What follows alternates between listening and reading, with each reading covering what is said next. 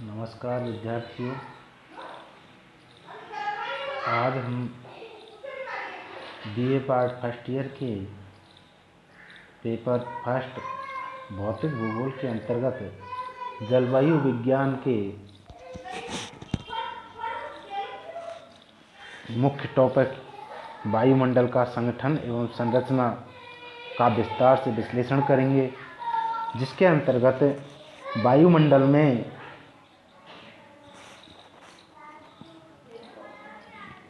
कौन कौन सी परतें पाई जाती हैं, कौन कौन सी गैसें हैं, किनसे वायुमंडल का संगठन है, अर्थात वायुमंडल किन किन घटकों के मिश्रण से बना हुआ है, उसका हम विस्तार से विश्लेषण करेंगे। मैं Balluram Meena, assistant professor geography, government college Mangrol बारा, जो कि कोटा यूनिवर्सिटी कोटा से संबंधित है। चलो आओ हम देखते हैं वायुमंडल का संगठन। वायुमंडल के संगठन के अंतर्गत हम सबसे पहले देखते हैं कि वायुमंडल क्या है। एक सामान्य परिभाषा के रूप में यदि हम इसे बांधने का प्रयास करें तो यह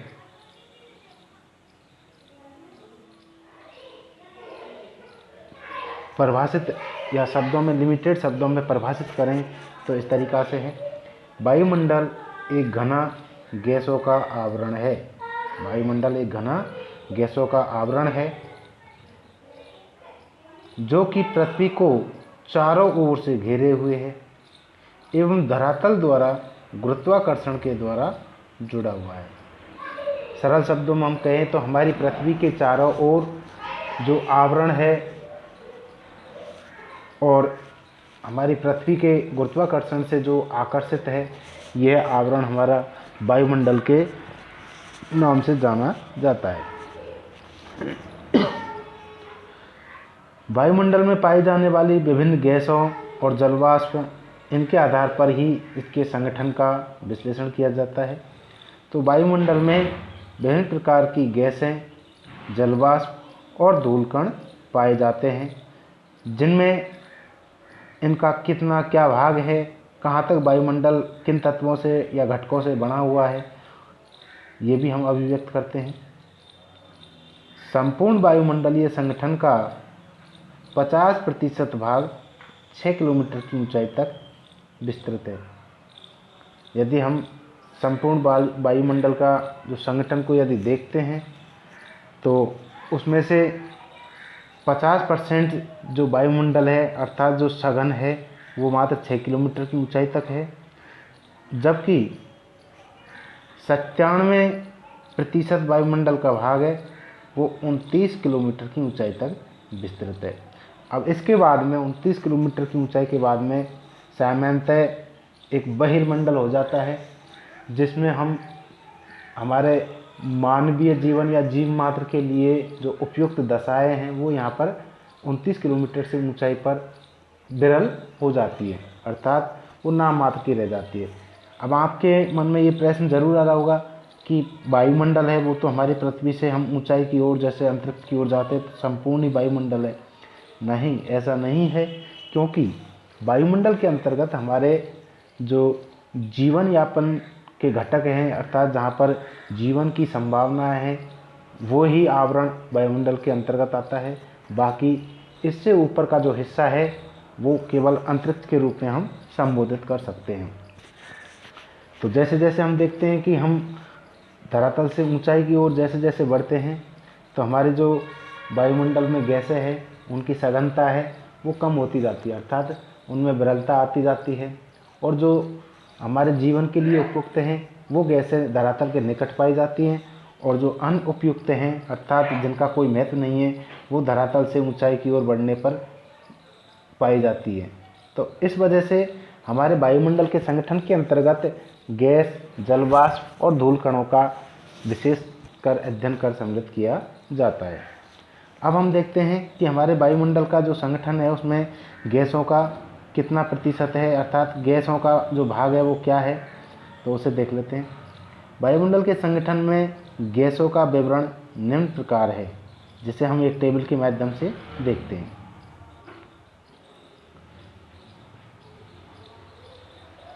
क्रम संख्या 1 पर सबसे पहले हमारे वायुमंडल में जो सबसे अधिक मात्रा में पाई जाती है वो है नाइट्रोजन। वायुमंडल के संपूर्ण भाग में 78.08% नाइट्रोजन गैस का मिश्रण पाया जाता है, अर्थात नाइट्रोजन गैस सबसे अधिक मात्रा में पाई जाती है।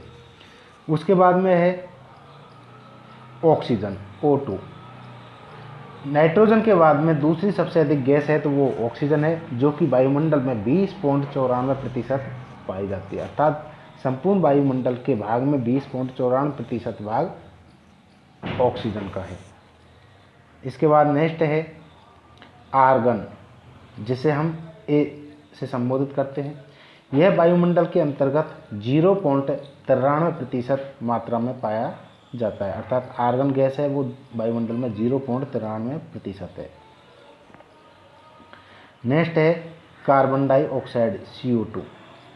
यह हमारे वायुमंडल के अंतर्गत 0.03% की मात्रा में पाई जाती है, अर्थात वायुमंडल में यह 0.03% मात्रा में पाई जाती है। इसके बाद नेक्स्ट है नियोन Ne। वायुमंडल में इसकी जो मात्रा है वो नाम मात्र है, बिल्कुल ही 0.0018%, अर्थात वायुमंडल में यह मात्रा के आधार पर 5वें क्रमांक पर आता है। इसके बाद है नेक्स्ट हीलियम। इसे हम He से संबोधित करते हैं और वायुमंडल में इसकी जो मात्रा है वो है 0.0005%। इसके बाद है ओजोन, जिसे हम O2 के नाम से जाना जाता है, और ये हमारे मानवीय जीवन के लिए सुरक्षा कवच का कार्य करती है, अर्थात जीवन को बचाए रखने के लिए इस गैस का अर्थात ओजोन गैस का बहुत अधिक महत्व है, और इसकी वायुमंडल में जो मात्रा है वह है 0.00006%। इसके बाद है हाइड्रोजन, जिसे हम H2 से संबोधित करते हैं, और इसकी जो मात्रा है वायुमंडल में वो है 0.00005%।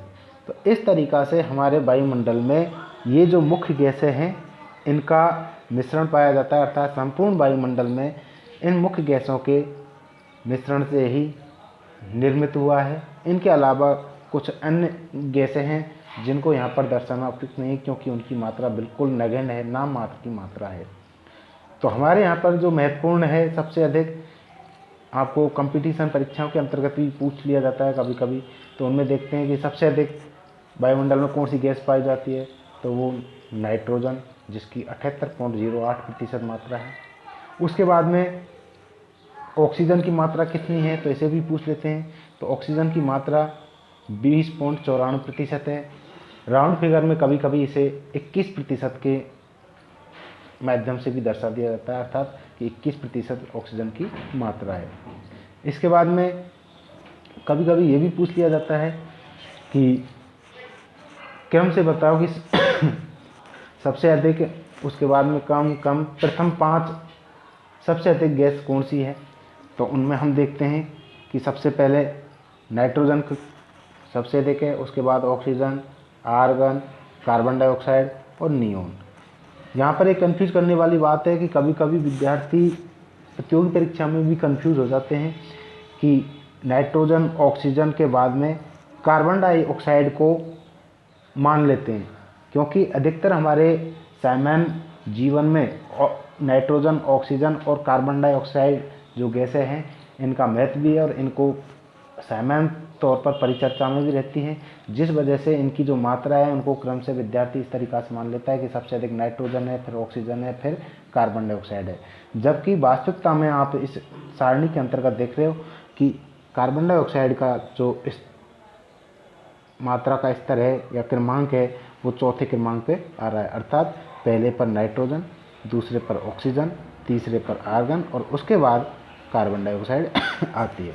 तो ये आपको विशेष ध्यान से देखना है कि कि इस चीज़ में आप एक कभी भी कंफ्यूज न हो गए। अब इसके बाद में हम देखते हैं वायुमंडल में जो गैसों का विश्लेषण है वो हमने कर लिया है। इसके बाद में गैसों के अलावा वायुमंडल के संगठन में जलवाष्प का भी महत्व होता है, अर्थात इसकी भी महत्वपूर्ण भूमिका है। तो अब देखते हैं हम जलवाष्प। वायुमंडल में जलवाष्प की मात्रा वो 0 से 5% के मध्य पाई जाती है और जलवाष्प है इसका 90% भाग वायुमंडल के 5 किलोमीटर की ऊंचाई तक ही पाया जाता है।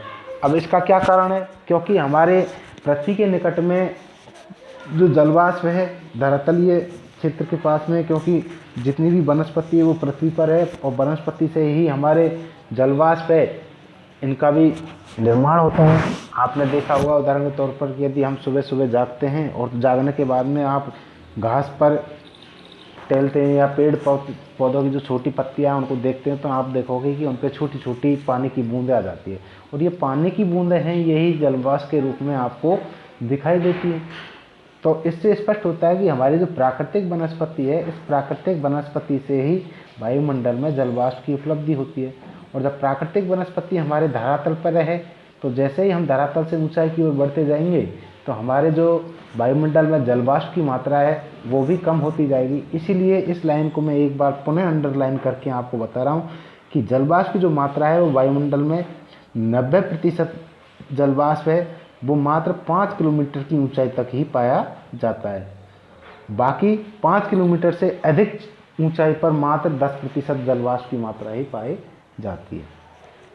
अब आप प्रश्न चिन्ह खड़ा कर सकते हैं कि सर हमारे जो बादल हैं वो तो जो 5 किलोमीटर से ऊंचाई पर भी बढ़ते हैं, लेकिन जो बादल 5 किलोमीटर से ऊंचाई पर बनते हैं उनमें कुछ अपवाद भी है। जैसे आप देखते हैं कि हम बादलों का अंतर्गत अध्ययन करते हैं तो जैसे पछाम मेघ है, स्तरी मेघ है, कपासी मेघ है, तो उनमें क्या है जलवाष्प की मात्रा है वो कम रहती है, कभी कभी बढ़ जाती है। जैसे पछाम मेघ है सबसे ऊपर रहते हैं लेकिन उनमें उनके अंतर्गत केवल बादल हैं वही दिखाई देते हैं। अब वो बादल धूल के भी हो सकते हैं, वायु के भी हो सकते हैं गुब्बारे रूप में, लेकिन मुख्य रूप से जो हमारी जो कपासी वर्षा मेघ है उनसे ही हमारे बरसात होती है और उन्हीं में जलवाष्प की मात्रा पाई जाती है और यह सामान्य तौर से 5 किलोमीटर की ऊंचाई तक ही होते हैं। कुछ ही अपवाद क्षेत्रों में ऐसा देखा जाता है कि कभी कभी इसकी ऊंचाई जो 18 किलोमीटर तक भी हो जाती है। अब उस अपवाद का मैं आपको विशेष तौर से बता भी देता हूँ क्योंकि हमारी भूमध्य रेखा के निकटवर्ती जो क्षेत्र है अर्थात भूमध्य रेखीय जो क्षेत्र है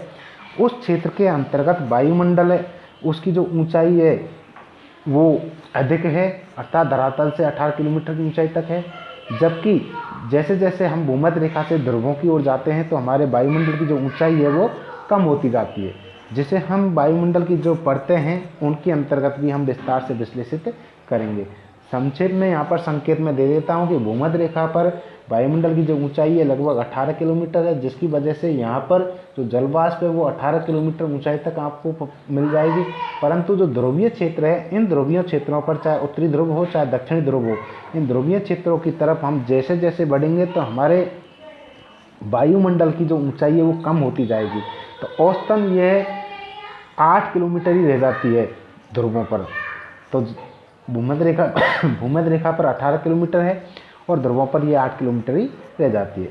संपूर्ण औसत वायुमंडल की बात करें तो ये 12 से 14 किलोमीटर औसत ऊंचाई में पाया जाता है। नेक्स्ट है धूल के कण अर्थात धूल कण। तो धूल कणों का भी हमारे वायुमंडल के संगठन में काफ़ी महत्व है। सूर्य के प्रकाश में धूल के ठोस कण सूक्ष्म कण स्वतंत्रता पूर्वक हमें घूमते नजर आते हैं। ये धूल कण भूतल की मिट्टी के अतिरिक्त धुआं, ज्वालामुखी की धूल, पुष्प पराग, समुद्री लवण आदि से उत्पन्न होते हैं। इन धूल कणों का जलवायु की दृष्टि से बहुत अधिक महत्व है। क्यों है? क्योंकि इन धूल कणों के सहारे हमारे जल शिखर है वो बढ़ते हैं। जल शिखर जो पानी की बूंदें बनती है वायुमंडल में वो बढ़ती हैं। अब ऐसे हम विस्तार से आपको बता देते हैं कि जो धूल के कण हैं इन धूल कणों पर हमारे वायु है वो जब संघनन होता है वायुमंडल में जलवाष्प का संघनन होता है तो इन धूल कणों के सहारे वो जल शिखर बनाते हैं और जैसे जैसे जल शिखर का विस्तार होता जाता है, आकार बढ़ता जाता है, तो वो बूंदों के रूप में धरातल पर गिरने लगती है, जिससे बरसात हो जाती है। इसी कारण ये जलवायु दृष्टि से धूल कणों का काफ़ी महत्व है। अब नेक्स्ट हम देखते हैं वायुमंडल की संरचना। वायुमंडल की संरचना के अंतर्गत हम धरातल से ऊंचाई की ओर जैसे जैसे बढ़ते हैं, तो हमारे धरातल से ऊंचाई की ओर से ऊपर बढ़ेंगे तो हमारे वायुमंडल में विभिन्न स्तर पाए जाएंगे, अर्थात तापमान है, वायु है, उनमें धरातल से ऊंचाई की ओर बढ़ने पर परिवर्तन आ जाता है। और इन जो बदलाव है, परिवर्तन है, इन्हीं के वजह से हमारे जो वायुमंडल है उसको विभिन्न स्तरों में विभाजित किया गया है, जिसे हम वायुमंडल का स्तरीकरण के नाम से भी जाना सकते हैं। देखते हैं वायुमंडल की संरचना। तापक्रम व वायुदाब के आधार पर वायुमंडल को निम्न भागों में विभाजित किया जाता है। मुख्य रूप से वायुमंडल को हम 2 भागों में विभाजित करते हैं। पहला है सममंडल होमोस्फीयर और दूसरा है विषममंडल।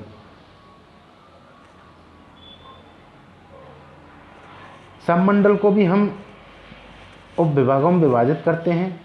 तो सममंडल को हम देखते हैं, पहला है क्षोभमंडल ट्रोपोस्फीयर, दूसरा है समतापमंडल स्ट्रेटोस्फीयर और तीसरा है मध्यमंडल मेसोस्फीयर। इन्हें कभी कभी मध्यमंडल को हम देखते हैं कि कोई पुस्तक में आप थर्मोस्फीयर तापमंडल के नाम से भी इसे देख लेते हैं, क्योंकि इससे ऊपर आयन मंडल है, वहाँ पर तापमान की जो प्रवृत्ति है कुछ बदल जाती है। लेकिन मुख्य रूप से हम यही देखते हैं कि सममंडल है उसे हम 3 भागों में विभाजित करके अध्ययन करते हैं। पहला है क्षोभमंडल, दूसरा है समतापमंडल, तीसरा है मध्यमंडल। विषममंडल को हम विभाजित करते हैं तो अधिकतर पुस्तकों में विषममंडल को हम 2 ही भागों में विभाजित करके अध्ययन करते हैं, जिसमें पहला आयन मंडल और दूसरा बहिर्मंडल। आयन मंडल और बहिर्मंडल। परंतु कुछ पुस्तकों के अंतर्गत से 3 भागों में विभाजित किया है, जो कि मैंने भी लिखा है कि विषममंडल को हम नंबर 1 आयन मंडल, बहिर्मंडल और चुंबकीय मंडल, इन 3 भागों में विभाजित किया है। अब इन्हें हम एक एक जो मंडल है उसे हम विस्तार से विश्लेषित भी करेंगे, और विश्लेषित करने के बाद में हम आरेख के माध्यम से इन मंडलों को समझने का प्रयास भी करेंगे। सबसे पहले देखते हैं हम क्षोभमंडल। क्षोभमंडल की जो विशेषताएं हैं उनके बारे में आपको हम परिचर्चा करने के साथ साथ में बता भी देते हैं, और इस डायग्राम से इसका हम विश्लेषण भी आपको बता देते हैं। इस डायग्राम के अंतर्गत ये जो रेड अंकों में लिखा हुआ है ये तापमान को अभिव्यक्त करेगा, जिसमें नीले रूप में नीले अंक में 0 लिखा हुआ है और रेड में राइट साइड में धनात्मक डिग्री सेल्सियस में तापमान है, जबकि लेफ्ट साइड में ऋणात्मक डिग्री सेल्सियस में तापमान है। इसी तरीक़ा से इस एरो के अकॉर्डिंग ऊंचाई को अंकित किया गया है, धरातल से वायुमंडल की ऊंचाई, और विभिन्न स्तरों को इसमें बांटा गया है। यदि हम देखें तो मध्य भाग में 0 के आसपास हमें इसे पृथ्वी का यदि इस तरीक़ा से गोला बनाएं तो देखते हैं कि इधर ध्रुव को अंकित कर लिया, इधर भी ध्रुव को अंकित कर लिया, और बीच में ये भूमध्य रेखा है जो अनुप्रस्थ काट के रूप में या अनुप्रस्थ प्रोफाइल के रूप में हम पृथ्वी को देख सकते हैं इस तरीक़ा से। तो सबसे पहले हम देखते हैं क्षोभमंडल।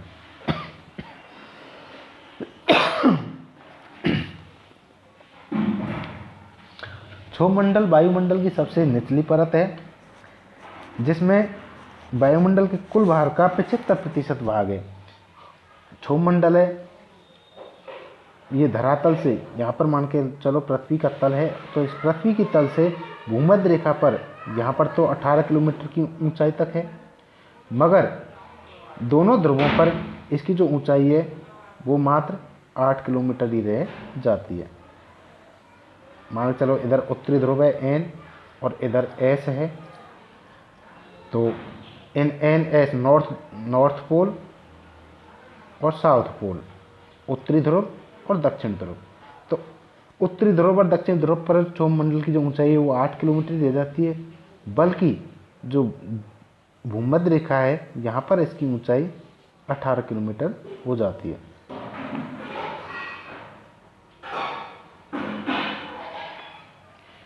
इस मंडल की मुख्य विशेषता ये है कि जितनी भी हमारी वायुमंडलीय जो घटना है वो इसी क्षोभ मंडल के अंतर्गत होती है, अर्थात बादलों का गरजना, आंधी तूफान, वर्षा, ओला, कोहरा, सारे जितनी भी हमारी जो घटना है वायुमंडलीय वो इसी मंडल के अंतर्गत होती है।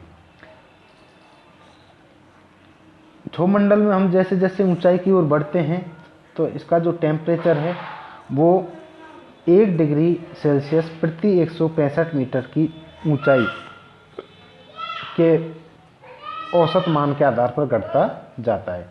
अब इसमें भी आपको हम बता देते हैं कि आपको जो ये जो ग्राफ की जो रेखा है यूँ घूमती हुई, ये जो रेखा है हमारी ऊंचाई की ओर बढ़ने पर जो टेम्परेचर कम हो रहा है उसको अंकित कर रहा है, जिसे मैंने संकेत के माध्यम से लिखा भी है कि ये एरो लगा हुआ है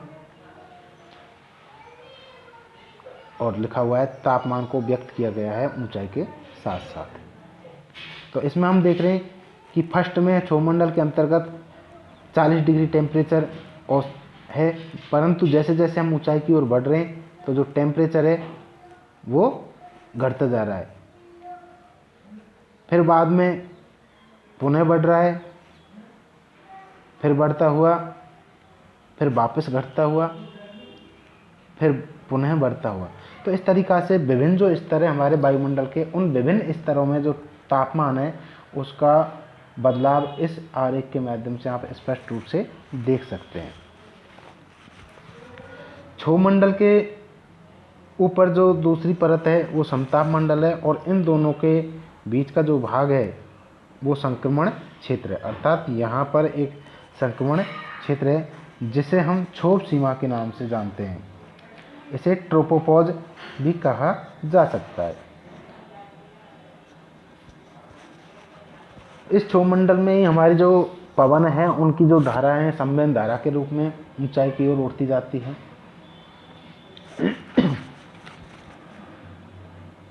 नेक्स्ट है समताप मंडल। समताप मंडल की जो ऊंचाई है वो हम डायग्राम के माध्यम से देखते हैं कि समताप मंडल औसतन जो ऊंचाई 16 किलोमीटर है, 16 से 50 किलोमीटर के बीच का जो भाग है वो समताप मंडल के नाम से जाना जाता है। इस रेड गोले के अंतर्गत है वो समताप मंडल है।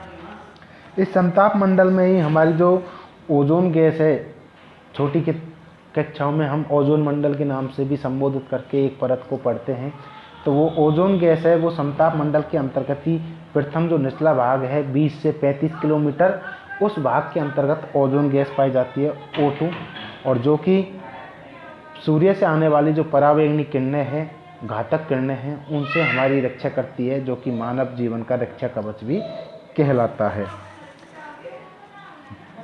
इस मंडल के अंतर्गत जो तापमान है वो सम रहता है, अर्थात न घटता है न बढ़ता है, जिसकी वजह से ही इस मंडल को हम समताप मंडल के नाम से जानते हैं। और हमारे वायुमंडल के अंतर्गत जो वायुयान है, हवाई जहाज है, उनको सबसे उपयुक्त दशा यही मंडल उपलब्ध कराता है, जिसकी वजह से जितने भी वायुयान हैं हमारे ज़्यादातर इस मंडल में ही उड़ान भरते हैं। इसके बाद है नेक्स्ट मध्य मंडल। यह 50 किलोमीटर से और 80 किलोमीटर के बीच का जो क्षेत्र है, 50 किलोमीटर से 80 किलोमीटर के मध्य का जो क्षेत्र है, धरातल से हम जैसे जैसे ऊंचाई बढ़े तो हम 50 किलोमीटर पहुंच जाते हैं, और 50 किलोमीटर से और 80 किलोमीटर की ऊंचाई पर पहुंचते हैं, तो 80 और 50 के बीच की जो ऊंचाई है ये मध्य मंडल के नाम से जानी जाती है। इस मंडल में ऊंचाई के साथ साथ तापमान है वो घटता हुआ प्रतीत होता है, जो कि आपको इस एरो से भी संबोधित हो रहा है। देख रहे हो आप कि जो लाइन है हमारी टेम्परेचर की, वो पहले समताप मंडल के साथ में बढ़ भी रही है, लेकिन फिर बाद में घटती भी जा रही है। अब नेक्स्ट है विषम मंडल। विषम मंडल के अंतर्गत हमने सबसे पहले आयन मंडल का विश्लेषण आयन मंडल को अंकित किया था। और आयन मंडल में हम देखते हैं आयन मंडल की जो ऊंचाई है वो 80 किलोमीटर से और 640 किलोमीटर का जो भाग है वो आयन मंडल के नाम से जाना जाता है। 80 से लेकर के 640 किलोमीटर की ऊंचाई तक का जो क्षेत्र है वो आयन मंडल के नाम से जाना जाता है।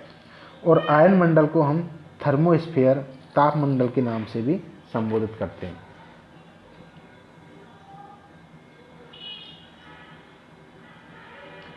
आयन मंडल में रेडियो तरंगें हैं वो परिवर्तित होती है, जिसकी वजह से इस मंडल का भी हमारे मानवीय जीवन के लिए बहुत अधिक महत्व है, क्योंकि जितने भी हमारे संचार व्यवस्था है वो आयन मंडल में होने वाले जो रेडियो तरंगें परिवर्तित होती है, परावर्तित, उन्हीं से हमारी संचार व्यवस्था बनी हुई है। इस मंडल में टेम्परेचर है वो धीरे धीरे बढ़ता जाता है और ऊंचाई के साथ में जो टेम्परेचर है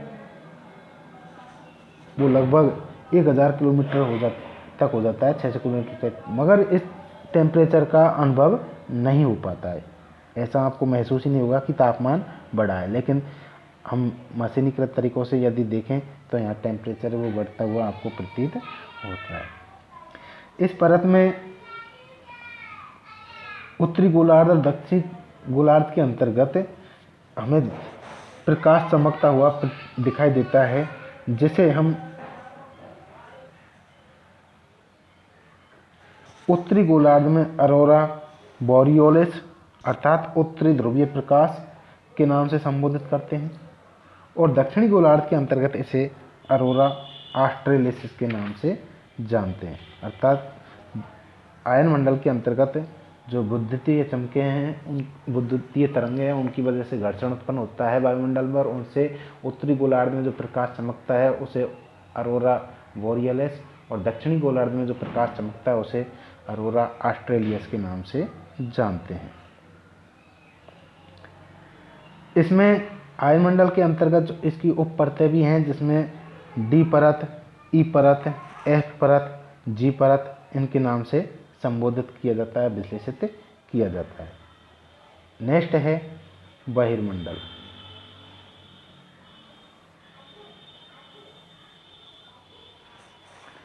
इस परत की जो ऊंचाई है वो आयनमंडल के बाद में 640 किलोमीटर की ऊंचाई से लेकर के 1000 किलोमीटर की ऊंचाई तक का जो भाग है वायुमंडल में, वो बहिर्मंडल के नाम से जाना जाता है। और जैसे जैसे हम ऊंचाई की ओर बढ़ते हैं तो हमारा जो गुरुत्वाकर्षण है पृथ्वी का वो कम होता जाता है। इसके बाद में हम अंतिम है चुंबकीय मंडल, जिसे हम देखें तो ये बहिर्मंडल के अंतर्गत ही आ जाता है, या हम 1000 ऊंचाई से और अधिक जाएं जहाँ पर हमें अंतरिक्ष दिखाई देता है, जिसे हम अनंत कह सकते हैं। तो यहाँ पर वायुमंडल बिल्कुल विरल हो जाता है और किसी भी प्रकार की मानवीय जीवन की संभावना यहाँ पर नहीं रहती है। तो हमने देखा है कि हमारी वायुमंडल का स्तरीकरण, यदि हम धरातल से ऊंचाई की ओर बढ़ते जाते हैं तो हमारे वायुमंडल में मुख्य रूप से सबसे पहले क्षोभ मंडल, फिर समताप मंडल, फिर मध्य मंडल, फिर आयन मंडल, फिर बहिर्मंडल, फिर चुंबकीय मंडल, इस तरीक़ा से ऊंचाई की ओर बढ़ने पर हमारे वायुमंडल की विभिन्न परतों में विभाजित करके नहीं वायुमंडल को विश्लेषित कर सकते हैं, जिसे हम वायुमंडल का स्तरीकरण के नाम से भी जानते हैं। तो ये वायुमंडल की संरचना, और इससे पहले हम वायुमंडल का संगठन के रूप में अध्ययन कर चुके हैं।